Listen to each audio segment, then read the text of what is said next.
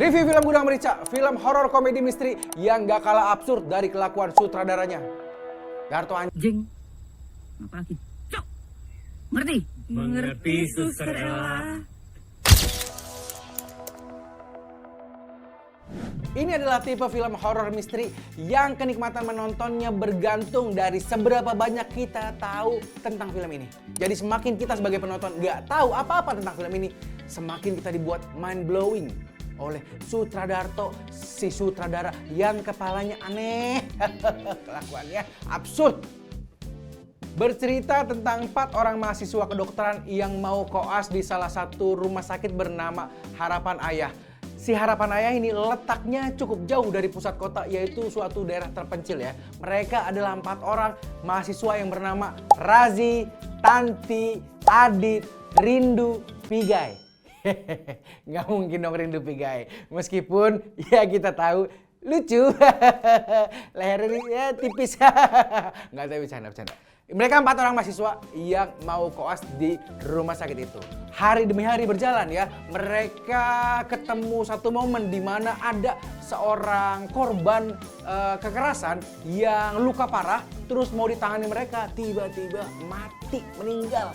Nah, karena rumah sakit itu nggak punya kamar mayat dan semacam freezer untuk mendinginkan, untuk mengawetkan mayat, sehingga mereka harus menjaga supaya mayatnya itu tetap dingin gitu. Dan tiba-tiba malam harinya mayat itu hilang.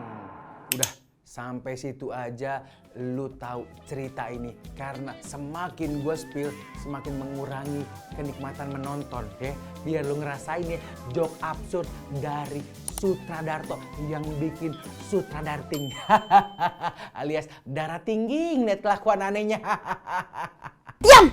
Kalau kita ngomongin aspek penyutradaraan, gue suka sih bagaimana Darto menempatkan diri atau melakukan positioning diri sebagai sutradara komedi yang absurd. Sehingga dia tetap bisa stand out di antara beberapa sutradara komedi lain seperti Muardi Aco, Ernest Prakasa, Benedion, Kepala MBG. Bukan, kepala movie bergenre gore. Ya maksudnya tetap gitu, Darto dengan gaya komedinya yang khas tetap dapat tempat sendiri di antara penonton. Apalagi kalau ngomongin film ini, menurut gua komedinya cukup rapat. Meskipun nggak yang dar-der-dor, tapi hitungan laugh per minute-nya cukup kuat gitu. Sehingga kita sebagai penonton tuh nggak berasa dragging ya. Tapi yang gua notice dari gaya Darto, dia tuh hobi banget pakai jokes toilet ya. Jadi meskipun beberapa kali tetap worse ya, tapi ya kadang kita sebagai penonton nggak bisa bedain tuh mana jijik, mana kesel, mana emosi, tapi ketawa juga gitu. Cast di film ini bagus-bagus, solid, dan menampilkan penampilan terbaiknya semua dari sisi drama dan juga komedi. Ada Ardito, Arla, Benny, Fatih, Zulfa, Rizky Anggar. Itu baca cabang olahraga, Mas. Rizky Ingkar. Itu janji manis, Mas. Rizky Mungkar. Wis, itu mah. Itu Itu nggak ada rencana, Mas. Itu ada rencana, Mas. Mas. Sendiri. Mas, saya jadi mikir ini, Mas. Rizky Inggar, ya aman aja Rizky Inggar.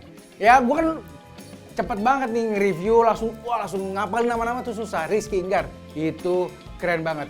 Dan menurut gua penampilan terbaik ada di Benny dan Rizky Inggar. Harusnya 2 cast itu adalah pemain dengan bayaran termahal karena mereka menjadi tulang punggung komedi. Bayangin kalau 2 orang itu nggak ada di take out dari project, pasti projectnya lebih bagus. Nggak, pasti projectnya kurang lah, karena mereka itu sumber tawanya dari awal sampai akhir, dar-der-dor, wak-wek-wok, trot-trot, gokil. Harga naik. Benny lucu ya. Karena lu jelek, Ben. Kalau lu ganteng gak bakal lu selaris ini. Percaya dah, jelek itu anugerah, Ben. Respect. Visualnya oke, gambarnya cakep, setnya rapi, production desainnya gokil. Yang paling oke menurut gua, jadi dalam film ini ada kebutuhan cerita ya tentang sebuah perkebunan atau sebuah tanaman. Nah, ini menjadi tulang cerita penting. Jadi mereka menanam atau membuat kebun tanaman itu. Dan mereka syuting ketika tanamannya sudah mulai tumbuh. Bayangin, mau syuting aja nunggu panen. Antum filmmaker apa petani? Ini adalah tipe film yang lu tonton buat fun aja, buat senang-senang aja nontonnya, nggak usah pakai banyak mikir, nggak usah dipikirin logika, semuanya fun. Lu tinggal nonton, kosongin kepala, kosongin logika, dan gue jamin masalah lu hilang sementara ya. Kalau masalah besar dalam hidup nggak mungkin, karena masalah lu nggak ketolong. Tapi lumayan, 2 jam hilang, 40.000 juga hilang. Hilang masalah, hilang 40.000, nambah masalah. Ya menurut gua tuh kekurangan itu nggak banyak ya. Kalau sebagai penonton awam mungkin fun-fun aja, senang-senang aja nontonnya. Tapi karena gua adalah, ya lu sebut sendiri aja lah, gua adalah ya gue nonton ya, ngelihat berusaha mencari titik kurang gitu. Dan menurut gue kekurangannya ada di beberapa titik yang terasa kebetulan. Jadi ada scene yang tiba-tiba gitu, gue ngerasanya kok tiba-tiba banget nih, ujuk-ujuk aja terjadi sesuatu. Tapi lagi-lagi karena ini film komedi, biasanya filmmaker bisa berlindung di balik namanya juga komedi. Aman aja, nggak perlu logika, namanya juga komedi. Overall, Gudang Merica adalah sebuah comfort film kalau kata food vlogger ya. Jadi ada lucunya, ada serunya, ada funnya, ada juga cerita dramanya, ada juga semacam hubungan dan cerita tentang persaudaraan, persahabatan. Sebuah paket lengkap untuk sajian entertainment buat lu yang hidupnya banyak masalah ya. Keren banget, lu wajib nonton. Dan di film ini ya, lu masih catat di film ini ada seorang cameo. Dia adalah vokalis yang super cool, yang die hard fansnya banyak banget. Tiba-tiba dia nongol dan screen time-nya nggak nyampe 2 menit. Tapi berkesan banget karena si penyanyi cool itu, si penyanyi ganteng itu, si penyanyi yang banyak die hard fansnya itu tiba-tiba jadi belok. Hehehe. Siapa dia?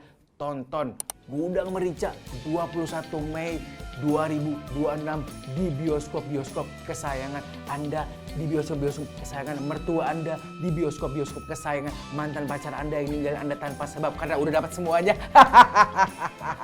Sampai ketemu di review film Punchline Entertainment. Kalau teman-teman ada semacam rekomendasi film yang mau direview, rekomendasi series yang mau direview, boleh komen di bawah karena gue jamin gue gak balas. Siapa lu aja? Sampai ketemu.